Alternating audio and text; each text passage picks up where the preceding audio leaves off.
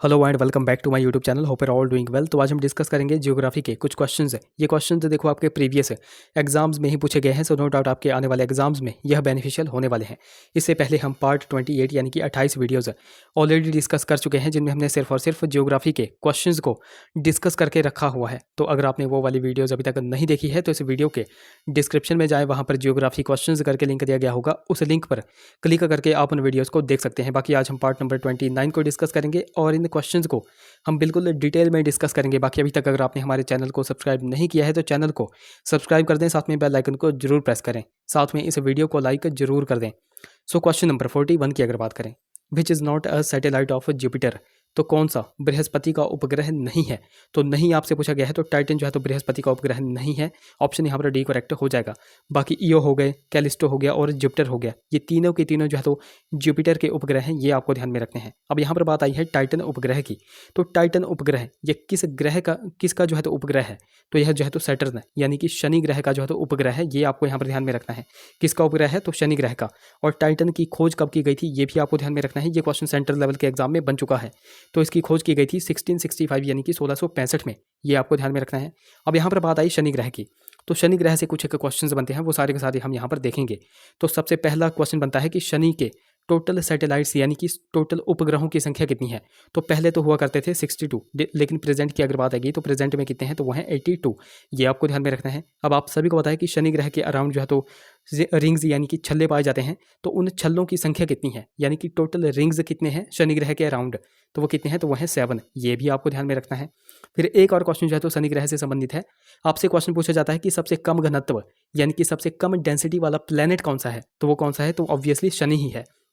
तो ये important questions हमने शनि ग्रह के बारे में देखे, ये सारे के सारे आपको ध्यान में रखने हैं। अगला question, the radiant energy of the sun is transmitted in the form of, तो सूर्य की विकिरित ऊर्जा किस रूप में संचारित होती है, तो ये होती है शॉर्ट वेव्स यानी कि लघु तरंगों में। ऑप्शन ए करेक्ट हो जाएगा। अब ये क्वेश्चंस मैंने आपको बहुत ही डीप में करवाया हुआ है। अगर आपने हमारी प्रीवियस जियोग्राफी वाली वीडियोस देखी हुई है तो मैंने आपको वहाँ पर बताया हुआ था। मैंने आपको वहाँ पर बताया था कि ये है हमारा सन, और सन से जो है तो टोटल इंसोलेशन है, यानी कि टोटल इनकमिंग रेडिएशन जिसको हम इंसोलेशन कहते हैं, तो वो आती है 100%। लेकिन पृथ्वी पर आते आते वह कितना परसेंट रह जाती है, यानी कि पृथ्वी पर वह लगभग कितना आती है, तो ये आती है 51%। ये मैंने आपको बहुत बार क्वेश्चन करवाया हुआ है, और ये क्वेश्चन जो है तो हमीरपुर बोर्ड के एग्जाम में भी बन चुका है कि पृथ्वी पर टोटल इंसोलेशन कितनी आती है सूर्य से, तो वो आती है 51%। तो बस आपको यही नोट रखना है। अगले क्वेश्चन की बात करें, क्वेश्चन नंबर हमारा 43 है। The distance of the equator from either of the poles is, तो किसी भी ध्रुव से भूमध्य रेखा की दूरी कितनी होती है, तो वो होती है अप्रॉक्स 10,000 किलोमीटर। ऑप्शन सी यहाँ पर करेक्ट हो जाएगा। अगले क्वेश्चन की बात करें, the international date line deviates from 180 degree meridian in the north Pacific ocean due to, तो अंतर्राष्ट्रीय तिथि रेखा किस कारण उत्तर प्रशांत महासागर में 180 डिग्री यामी से विचलित होती है, तो वो होती है अलूशियन आइलैंड्स की वजह से। ऑप्शन यहाँ पर ए बिल्कुल करेक्ट हो जाएगा। अब यहाँ पर देखो बात आई है इंटरनेशनल डेट लाइन की, तो यहाँ से भी कुछ एक क्वेश्चन बनते हैं, तो वो भी हम यहाँ पर देख लेते हैं।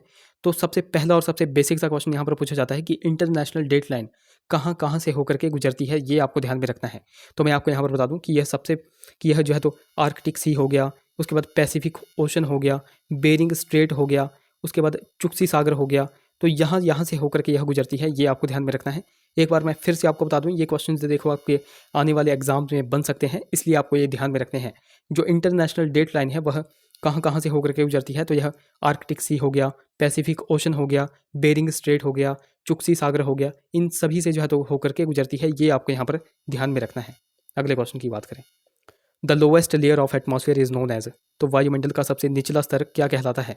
तो वायुमंडल की टोटल जो है तो 5 परतें हैं, तो उन 5 परतों में सबसे नीचे वाली कौन सी है, तो वो होती है ट्रोपोस्फियर यानी कि क्षोभ मंडल। ऑप्शन सी यहाँ पर करेक्ट हो जाएगा। अब मैंने आपको यहाँ पर बताया कि वायुमंडल की टोटल 5 परतें होती हैं, तो सबसे नीचे आ जाती है ट्रोपोस्फियर, उसके ऊपर आती है स्ट्रेटोस्फियर, उसके ऊपर आती है मेजोस्फियर, उसके ऊपर आती है थर्मोस्फियर जिसको आइनोस्फियर भी कहा जाता है, और सबसे लास्ट में आती है एक्सोस्फियर। ये पांचों की पांचों परतें भी आपको ध्यान में रखनी हैं, ये मोस्ट इंपॉर्टेंट है और बहुत बार एग्जाम में बनती हैं। अगले क्वेश्चन की बात करें, क्वेश्चन नंबर हमारा 46 है। The highest layer of the earth is, तो पृथ्वी का उच्चतम स्तर क्या होता है। अब देखो ये है हमारी पृथ्वी, और ये है हमारी पृथ्वी का पूरा पार्ट। तो देखो हमारी पृथ्वी को जो है तो टोटल 3 लेयर्स में डिवाइड किया गया है।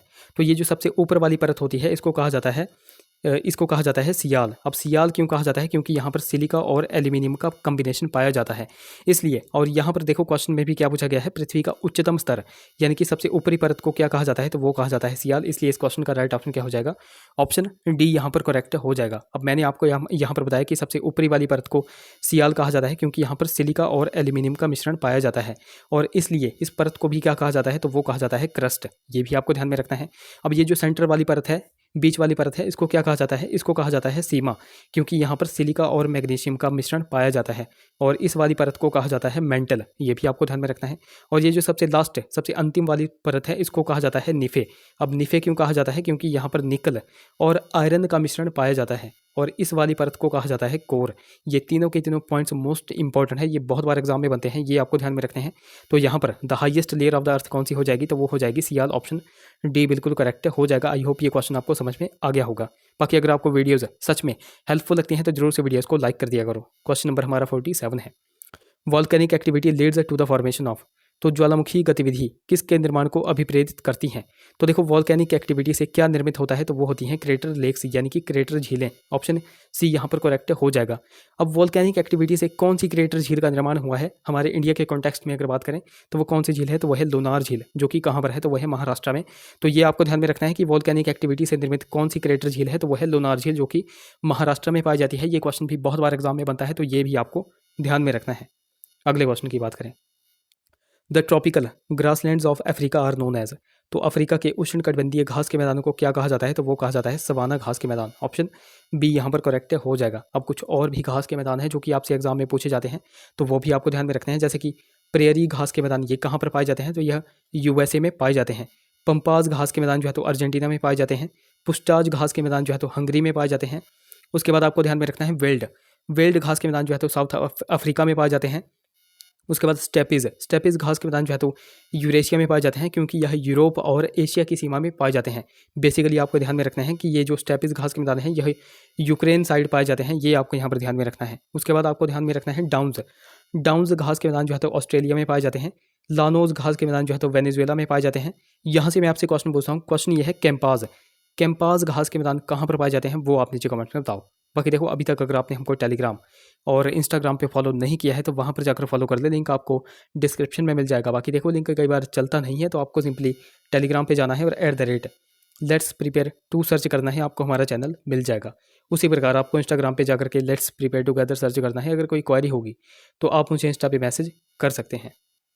अगले क्वेश्चन की बात करें, क्वेश्चन नंबर हमारा 49 है, which of the following continents has the largest area. तो निम्नलिखित में से कौन से महाद्वीप का सबसे बड़ा क्षेत्रफल है? तो वो है अफ्रीका का। ऑप्शन बी यहाँ पर करेक्ट हो जाएगा। अब अफ्रीका महाद्वीप की यहाँ पे बात आई है, तो अफ्रीका महाद्वीप को काला महाद्वीप या फिर अंध महाद्वीप कहा जाता है, तो ये भी आपको ध्यान में रखना है। और इसी कॉन्टिनेंट से जो है तो Tropic of cancer, tropic of Capricorn और इक्वेटर यानी कि आप कह सकते हैं कर्क रेखा, मकर रेखा और भूमध्य रेखा, ये तीनों की तीनों रेखाएं जो है तो गुजरती हैं। कौन सा ऐसा एकमात्र कॉन्टिनेंट है जहाँ से tropic of cancer, tropic of Capricorn और इक्वेटर ये तीनों रेखाएं गुजरती हैं? तो वो है अफ्रीका कॉन्टिनेंट। ये आपको यहाँ पर ध्यान में रखना है। अगले क्वेश्चन की बात करें, Botswana is the changed name of. तो बोत्सवाना परिवर्तित नाम है, तो यह किसका परिवर्तित नाम है? तो बोत्सवाना का पहले नाम हुआ करता था बेचवाना लैंड। ऑप्शन यहाँ पर डी करेक्ट हो जाएगा। अब देखो यहाँ पर आपको कुछ एक पॉइंट्स बोत्सवाना के बारे में भी पता होना चाहिए, जैसे कि इसकी कैपिटल क्या है। तो बोत्सवाना देश की कैपिटल क्या है? तो वह है गैब्रोन। अच्छा, अब ये जो बोत्सवाना देश है ये किस कॉन्टिनेंट में पाया जाता है? तो यह अफ्रीका कॉन्टिनेंट में पाया जाता है, ये आपको ध्यान में रखना है। अब बोत्सवाना से ही संबंधित कुछ एक क्वेश्चन हम लिंक करके चलेंगे, जैसे कि कालाहारी मरुस्थल ये कहाँ पर पाया जाता है? तो कालाहारी मरुस्थल अफ्रीका कॉन्टिनेंट के बोत्सवाना देश में पाया जाता है, ये आपको ध्यान में रखना है। और कालाहारी मरुस्थल में ही जो है तो बुशमैन ट्राइब पाई जाती है, बुशमैन जनजाति पाई जाती है, तो ये भी आपको ध्यान में रखना है। इसी तरह से आपको क्वेश्चंस को लिंक करके चलना है, तभी आपके क्वेश्चंस एग्जाम में सही होंगे। अब कुछ और भी देश हैं जिनके नाम जो है तो चेंज किए गए हैं। अब जैसे कि अगर बात की जाए इराक की, इराक का पहले नाम हुआ करता था मेसोपोटामिया। म्यांमार का पहले नाम हुआ करता था बर्मा। जापान का पहले नाम हुआ करता था निप्पन। ईरान का पहले नाम हुआ करता था पर्शिया। उसके बाद श्रीलंका हो गया, श्रीलंका का पहले नाम हुआ करता था सिलोन। और थाईलैंड का पहले नाम हुआ करता था सियाम। ये इंपॉर्टेंट क्वेश्चंस हैं जो कि आपसे एग्जाम में पूछे जाते हैं, तो ये सारे के सारे आपको ध्यान में रखने हैं। अच्छा, एक इंपॉर्टेंट क्वेश्चन मैं आपको यहाँ पर बताता हूँ। एक तो हो गया जिम्बाब्वे देश और एक हो गया जाम्बिया देश। तो जिम्बाब्वे और जाम्बिया इन दोनों देशों का पहले नाम क्या हुआ करता था? तो इन दोनों देशों का पहले नाम हुआ करता था रोडेशिया। क्या नाम हुआ करता था? रोडेशिया। ये आपको ध्यान में रखना है। और ये दोनों देश कहाँ पर पाए जाते हैं? तो यह अफ्रीका कॉन्टिनेंट में पाए जाते हैं। यहाँ से मैं आपसे क्वेश्चन पूछता हूँ, एक तो है जिम्बाब्वे देश और एक है जाम्बिया देश है। तो इन दोनों देशों की कैपिटल क्या है वो आप नीचे कमेंट में बताओ। अगर आपको नहीं भी आता है गूगल करो, गूगल पे जाओ, सर्च करने के बाद आकर के इस वीडियो में नीचे कमेंट करो। मैं आपको हर बार बोलता हूँ कमेंट करने से आपका ही फायदा है। जो चीज़ आप कमेंट कर देते हो वो चीज़ आप कभी भूलते नहीं हो। और क्वेश्चंस में आपसे वही पूछता हूँ जो आपके एग्जाम पॉइंट ऑफ व्यू से इंपॉर्टेंट होते हैं। तो मेक श्योर कमेंट जरूर किया कीजिए। अगले क्वेश्चन की बात करें, क्वेश्चन नंबर हमारा 51 है। The main river flowing in Jammu Kashmir is. तो जम्मू कश्मीर में बहने वाली मुख्य नदी कौन सी है? तो ऑब्वियसली झेलम नदी। ऑप्शन यहाँ पर एक करेक्ट हो जाएगा। अब झेलम नदी का उद्गम कहाँ से होता है? तो कश्मीर घाटी के बेरीनाग यानी कि आप कह सकते हैं शेषनाग झील के निकट से जो है तो झेलम नदी का उद्गम होता है। इसकी टोटल लेंथ कितनी है? तो वो है 724 किलोमीटर। और हमारे इंडिया में कितना बहती है? तो 400 किलोमीटर। ये आपको कॉन्टेक्स्ट पता होने चाहिए पूरे के पूरे वर्ल्ड के कॉन्टेक्स्ट में और पूरे हमारे इंडिया के कॉन्टेक्स्ट में। इस तरह के क्वेश्चन जब हमीरपुर बोर्ड जो है तो पूछ रहा है, ये आप सभी को पता होगा। अब यहाँ पर देखो बात करते हैं, ऑप्शन बी में है ब्रह्मपुत्र नदी। तो ब्रह्मपुत्र नदी इसका जो उद्गम कहाँ से होता है? तो इसका उद्गम होता है तिब्बत के मानसरोवर झील से। इसकी टोटल लेंथ कितनी है? तो वो है 2900 किलोमीटर। और भारत में यह कितना बहती है? तो 916 किलोमीटर। ये भी आपको ध्यान में रखना है। ऑप्शन सी में है चिनाब नदी, सॉरी। तो चिनाब नदी का उद्गम कहाँ से होता है? तो चंद्र और भागा दो नदियों से मिलकर के जो है तो चिनाब नदी बनती है। और इसका उद्गम होता है लाहौल स्पीति जिले के बारालाचा दर्रे से। ये आप सभी को पता होगा। और चिनाब नदी ही जो है तो सिंधु नदी की सबसे बड़ी सहायक नदी है। ये भी आपको ध्यान में रखना है। इसकी टोटल लेंथ कितनी है? तो वह है 1200 किलोमीटर। और हमारे हिमाचल में यह कितना बहती है? 122 किलोमीटर। ये भी आपको ध्यान में रखना है। ऑप्शन डी में है नुब्रा। अब देखो नुब्रा आप सभी ने सुना होगा। नुब्रा वैली कहाँ पर है? नुब्रा घाटी कहाँ पर है? तो वह है लद्दाख में। तो ऑब्वियसली नुब्रा नदी भी कहाँ पर होगी? तो वह भी लद्दाख में ही होगी। और इसकी टोटल लेंथ कितनी है? तो वह है 80 किलोमीटर, 80 किलोमीटर। ये कुछ एक पॉइंट्स हैं जो कि आपको ध्यान में रखने हैं। इस तरह के क्वेश्चन आपके आने वाले एग्जाम्स में बनेंगे, ये आपको ध्यान में रखना है। अगले क्वेश्चन की बात करें, क्वेश्चन नंबर हमारा 52 है। In which state the Maikal range situated. तो मैकाल पर्वत श्रेणी किस राज्य में है? तो वह है मध्य प्रदेश में। ऑप्शन यहाँ पर डी करेक्ट हो जाएगा। अब देखो मैकाल पर्वत श्रेणी की यहाँ पे बात की गई है। तो कई बार आपसे क्वेश्चन पूछा जाता है कि मैकाल पर्वत श्रेणी यह किस रेंज का जो है तो पार्ट है? तो यह किस रेंज का पार्ट है? तो यह सतपुड़ा रेंज का पार्ट है। अब सतपुड़ा रेंज का पार्ट है, किस तरह से पार्ट है वो भी मैं आपको यहाँ पर बताऊंगा। तो देखो ये है हमारी सतपुड़ा पर्वत श्रेणी यानी कि सतपुड़ा रेंज। तो देखो सतपुड़ा रेंज, ये जो पश्चिम वाला पार्ट होता है यहाँ से लेकर के यहाँ तक, इसको कहा जाता है राजपीपला की पहाड़ियाँ। क्या कहा जाता है? राजपीपला की पहाड़ियाँ। फिर यहाँ से यहाँ तक यानी कि जो सेंटर वाला पार्ट होता है उसको कहा जाता है महादेव पहाड़ियाँ। और ये जो लास्ट वाला पार्ट है इसको कहा जाता है मैकाले की पहाड़ियाँ। क्या कहा जाता है? मैकाले की पहाड़ियाँ। तो कई बार आपसे पूछा जाता है कि राजपीपला हो गया, महादेव पहाड़ियाँ हो गई और मैकाले पहाड़ियाँ हो गई, यह किस रेंज का पार्ट है? तो यह सतपुड़ा रेंज का पार्ट है। ये सारी की सारी जो है तो सतपुड़ा रेंज है। बस इसके नाम चेंज कर दिए गए हैं। जैसे कि पश्चिम में इसका नाम है राजपीपला, सेंट्रल जैसे में इसका नाम है महादेव, और बिल्कुल ईस्ट जैसे में इसका नाम क्या है? तो वह है मैकाले। तो ये भी आपको कुछ एक पॉइंट्स ध्यान में रखने हैं। इस तरह के क्वेश्चंस आपके आने वाले एग्जाम में बन सकते हैं। अच्छा, यहाँ पर हम बात कर लेते हैं भारत के दक्षिणी पार्ट की। ये है हमारा साउथ वाला पार्ट यानी कि साउथ इंडिया। तो साउथ इंडिया में आप सभी को पता है कि ये है हमारी पश्चिमी घाट, वेस्टर्न घाट जिसको कहते हैं। तो पश्चिमी घाट पर्वत ये है। पश्चिमी घाट और पूर्वी घाट जहाँ पर मिलते हैं तो वहाँ पर एक गांठ का निर्माण होता है और इसको कहा जाता है, क्या कहा जाता है? नीलगिरी पर्वत। अच्छा, नीलगिरी पर्वत किन किन स्टेट्स में है? टोटल यह 3 स्टेट में पाया जाता है। नीलगिरी पर्वत 3 स्टेट्स में यहाँ फैला हुआ है। ये मैंने आपको बहुत बार बताया हुआ है। वो आप नीचे कमेंट्स में बताओ कि उन 3 स्टेट्स के नाम क्या क्या हैं। तो यहाँ पर हमने देखा कि वेस्टर्न घाट और पूर्वी घाट जहाँ पर मिलते हैं वहाँ पर जो है तो नीलगिरी पर्वत का निर्माण हो जाता है।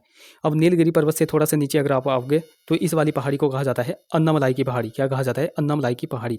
और सबसे साउथ में, सबसे दक्षिण में कौन सी पहाड़ी है? तो वह है कार्डमम या फिर इलायची की पहाड़ियाँ। तो कई बार आपसे पूछा जाता है कि भारत के सबसे साउथ में, सबसे दक्षिण में कौन सी पहाड़ियाँ हैं? तो अन्नामलाई और यहाँ पर आप कंफ्यूज हो जाते हो कार्डमम में। तो ये आपको ध्यान में रखना है कि कार्डमम या फिर इलायची की पहाड़ियाँ जो है तो भारत के सबसे साउथ वाले पार्ट में हैं। ये आपको यहाँ पर ध्यान में रखना है। इस तरह के क्वेश्चंस आपके एग्जाम में पूछे जा रहे हैं तो ये आपको ध्यान में रखना है। अगले क्वेश्चन की बात करें, क्वेश्चन नंबर हमारा 53 है। The youngest mountains in India are the. तो भारत में सबसे नवीन पर्वत कौन है? आप सभी को पता है सबसे नवीन पर्वत कौन है? तो वह है हिमालयाज पर्वत। ऑप्शन यहाँ पर डी बिल्कुल करेक्ट हो जाएगा। अब देखो हिमालय की उत्पत्ति के संबंध में जो है तो 2 सिद्धांत इंपॉर्टेंट है। तो वो 2 सिद्धांत भी आपसे पूछे जाते हैं। जैसे कि आपसे पूछा जाता है, सबसे पहला है कोबर का भूसन्नति सिद्धांत, जिसको कोबर का जियोसिंक्लाइन थ्योरी भी कहा जाता है। तो ये आपसे पूछा जाता है कि कोबर का बहुसंहति सिद्धांत किससे संबंधित है, तो यह हिमालय की उत्पत्ति से संबंध है, ये आपको ध्यान में रखना है। और दूसरा सिद्धांत है हैरी हैस की प्लेट टेक्टोनिक थ्योरी का। तो ये दोनों के दोनों सिद्धांत जो है तो हिमालय की उत्पत्ति के संबंध में है। एक तो है कोबर का भूसंहति सिद्धांत और एक है हैरी हैस की प्लेट टेक्टोनिक थ्योरी। ये आपको दोनों के दोनों ध्यान में रखने हैं। अगले क्वेश्चन की बात करें, क्वेश्चन नंबर हमारा 54 है, rate rating monsoon cause rainfall during the months of. तो पश्चिम मानसून के कारण किन महीनों में वर्षा होती है, तो वो होती है अक्टूबर और नवंबर में। ऑप्शन यहाँ पर डी करेक्ट हो जाएगा। अच्छा, ये बारिश जो है तो कहाँ पर होती है, रेट रेटिंग मानसून की वजह से बारिश कहाँ पर होती है, ये क्वेश्चन बहुत बार एग्जाम में बनता है। तो रेट रेटिंग मानसून के कारण सबसे ज़्यादा जो बारिश होती है तो वो होती है कोरोमंडल कोस्ट में। और कोरोमंडल कोस्ट कहाँ पर पाया जाता है, तो यह तमिलनाडु स्टेट में पाया जाता है। और रेट रेटिंग मानसून से ही थोड़ी बहुत बारिश जो है तो उड़ीसा के उत्कल तट पर भी हो जाती है, तो ये भी आपको ध्यान में रखना है। अगले क्वेश्चन की बात करें, क्वेश्चन नंबर हमारा 55 है, the boundary line between India and China is called. तो भारत और चीन के बीच की सीमा रेखा को क्या कहा जाता है, तो वो कहा जाता है मैकमोहन रेखा। ऑप्शन यहाँ पर सी करेक्ट हो जाएगा। ऑप्शन ए में है रेड क्लिफ रेखा। तो रेड क्लिफ रेखा जो है तो भारत और पाकिस्तान की सीमा रेखा है, ये भी आपको ध्यान में रखना है। ऑप्शन बी में है डुरंड रेखा। तो डुरंड रेखा यह पाकिस्तान और अफगानिस्तान की सीमा रेखा को अलग करती है, तो ये भी आपको ध्यान में रखना है। फिर कुछ और भी अगर बात करें, जैसे कि 38th समानांतर रेखा जो है तो उत्तरी कोरिया और दक्षिणी कोरिया को अलग करती है। फिर उसके बाद 49 जो है तो किस किस को अलग करती है, तो यह यूएसए और कनाडा को अलग करती है, तो ये भी आपको ध्यान में रखना है। यहाँ से मैं आपसे क्वेश्चन पूछता हूँ, क्वेश्चन ये है 17th समानांतर रेखा किस किस को अलग करती है, ये आप नीचे कमेंट्स में बताओ। अगर आपको नहीं भी आता है गूगल करो, गूगल पे जाओ और सर्च करने के बाद आकर के इस वीडियो में नीचे कमेंट करो। एक इंपॉर्टेंट मैं आपको और बता देता हूँ, हिंडनबर्ग रेखा जो है तो जर्मनी और पोलैंड को अलग करती है, तो ये भी आपको ध्यान में रखना है। अगले क्वेश्चन की बात करें, क्वेश्चन नंबर हमारा 56 है, the most important commercial forest of India are. तो भारत के सबसे महत्वपूर्ण व्यापारिक वन कौन से हैं, तो वह हैं ट्रॉपिकल डिसीडियस उष्णकटिबंधीय पर्णपाती। ऑप्शन यहाँ पर बी करेक्ट हो जाएगा। अच्छा, ये वन किस किस स्टेट में पाए जाते हैं, वो आप नीचे कमेंट्स में बताओ। जिसको भी आता है वो नीचे कमेंट्स में बता सकता है। अगले क्वेश्चन की बात करें, flamingo wild life sanctuary has been set up in. तो फ्लेमिंगो वन्यजीव अभ्यारण्य कहाँ पर है, तो वह है कच्छ के रण में। ऑप्शन सी यहाँ पर करेक्ट हो जाएगा। और कच्छ का रण ये किस स्टेट में पड़ता है, तो यह गुजरात स्टेट में पड़ता है। अब गुजरात में कुछ एक नेशनल पार्क हैं और कुछ एक वन्यजीव अभ्यारण्य है, वो मैं आपको यहाँ पर बता दूं। तो गुजरात में गिर राष्ट्रीय उद्यान है, नल सरोवर है, नारायण सरोवर है, ब्लैक बक राष्ट्रीय उद्यान है, उसके बाद गल्फ कच्छ मरीन है। ये कुछ एक इंपॉर्टेंट नेशनल पार्क हैं और वन्यजीव अभ्यारण्य है गुजरात के, ये आपको यहाँ पर ध्यान में रखने हैं। अच्छा, यहाँ से भी मैं आपसे क्वेश्चन पूछता हूँ। क्वेश्चन ये है डंडेली वन्यजीव अभ्यारण्य ये किस स्टेट में पाया जाता है, वो आप नीचे कमेंट्स में बता दो। क्वेश्चन नंबर 58 की अगर बात करें, which is the main source of irrigation of agricultural land in India. तो भारत में कृषि भूमि की सिंचाई का मुख्य स्रोत क्या है, तो वह है वेल्स यानी कि कुएं। ऑप्शन बी यहाँ पर करेक्ट हो जाएगा। अगले क्वेश्चन की बात करें, क्वेश्चन नंबर हमारा 59 है, the largest coal deposit in India is in. तो भारत में सबसे बड़ा कोयला निक्षेप कौन सा है, तो वह है दामोदर वैली। ऑप्शन यहाँ पर सी करेक्ट हो जाएगा।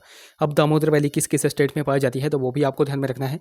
दामोदर घाटी जो है तो एक तो झारखंड स्टेट में और एक आप कह सकते हैं वेस्ट बंगाल स्टेट में पाई जाती है। अब देखो, ये जो कोयला क्षेत्र है, कोयला क्षेत्र भी आपसे कई बार पूछे जाते हैं कि कौन सा कोयला क्षेत्र कहाँ पर पाया जाता है। जैसे कि आपसे रानीगंज पूछा जाता है, रानीगंज कोयला क्षेत्र कहाँ पर पाया जाता है, तो यह वेस्ट बंगाल में पाया जाता है। उसके बाद आपसे झरिया कोयला क्षेत्र हो गया, बोकारो कोयला क्षेत्र हो गया, गिरिडीह कोयला क्षेत्र हो गया, तो ये कहाँ पर पाए जाते हैं, तो ये झारखंड स्टेट में पाए जाते हैं।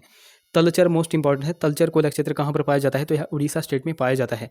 सिंगरैनी कोयला क्षेत्र जो है तो आंध्र प्रदेश में पाया जाता है, जबकि सिंगरौली कोयला क्षेत्र जो है तो मध्य प्रदेश में पाया जाता है, तो ये भी आपको ध्यान में रखना है। कोयले के टोटल कितने टाइप्स होते हैं, तो वो होते हैं 4 टाइप्स। अब वो 4 टाइप्स कौन कौन से हैं, तो उनमें एक तो आ जाता है एंथ्रेसाइट, उसके बाद आ जाता है बिटुमिनस, उसके बाद लिग्नाइट और लास्ट में आ जाता है पीट। सबसे बेस्ट टाइप ऑफ कोयला होता है एंथ्रेसाइट कोयला। और ये भारत के कॉन्टेक्स्ट में अगर मैं बात करूं तो भारत में यह कहाँ पर पाया जाता है, तो भारत में यह मिलता है जम्मू कश्मीर के कारगिल क्षेत्र में। भारत में सबसे ज़्यादा कोयला पाया जाता है बिटुमिनस प्रकार का कोयला। अच्छा, ये है हमारा लिग्नाइट कोयला। तो लिग्नाइट कोयला भी एग्जाम में पूछा गया था, हमीरपुर बोर्ड के ही एग्जाम में पूछा गया था कि लिग्नाइट कोयला कहाँ पर पाया जाता है, तो ये पाया जाता है तमिलनाडु के नैवेली क्षेत्र में। ये भी आपको ध्यान में रखना है। और पीट प्रकार का कोयला सबसे घटिया कोयला होता है और ये कहाँ पर पाया जाता है, तो यह दलदली क्षेत्र में पाया जाता है। तो ये इंपॉर्टेंट क्वेश्चन हैं जो कि आपको ध्यान में रखने हैं, ये मोस्ट इंपॉर्टेंट है और बहुत बार एग्जाम में पूछे जाते हैं। अगले क्वेश्चन की बात करें, नहावा शेवा port is located in which Indian state. तो नहावा शेवा बंदरगाह किस राज्य में है। अब नहावा शेवा पोर्ट को ही क्या कहा जाता है, तो वो कहा जाता है जवाहरलाल नेहरू पोर्ट। और ये कहाँ पर है, तो ये है महाराष्ट्र में। ऑप्शन सी यहाँ पर करेक्ट हो जाएगा। अब कुछ और भी पोर्ट यानी कि बंदरगाहों की अगर बात करें, जैसे कि आपसे पूछा जाता है पारादीप पोर्ट कहाँ पर है, तो यह है उड़ीसा स्टेट में। फिर उसके बाद आपसे एन्नोर पूछ लिया जाता है, एन्नोर पोर्ट कहाँ पर है, एन्नोर बंदरगाह कहाँ पर है। और तूतीकोरिन भी आपसे पूछा जाता है, तो ये कहाँ पर है, तो ये है तमिलनाडु स्टेट में। यहाँ से मैं आपसे क्वेश्चन पूछता हूँ। सबसे पहला क्वेश्चन है कोझीकोड। क्या है? कोझीकोड। कोझीकोड ये जो पोर्ट है ये कहाँ पर है। उसके बाद मैं आपसे पूछता हूँ भावनगर। भावनगर पोर्ट कहाँ पर है। उसके बाद मैं आपसे पूछता हूँ रत्नागिरी। रत्नागिरी पोर्ट कहाँ पर है। ये तीनों पोर्ट्स किस किस स्टेट में पाए जाते हैं वो आप नीचे कमेंट में बता दो। तो देखो गाइस, ये थे हमारे कुछ क्वेश्चंस। आई होप वीडियो आपको इन्फॉर्मेटिव लगी होगी। अगर वीडियो अच्छी लगी है तो जरूर से वीडियोस को लाइक करें, शेयर करें, चैनल को सब्सक्राइब करें, साथ में हमें टेलीग्राम और इंस्टाग्राम पे फॉलो करना बिल्कुल ही ना भूलें। तो चलिए मिलते हैं अगली वीडियो में। Till then take care.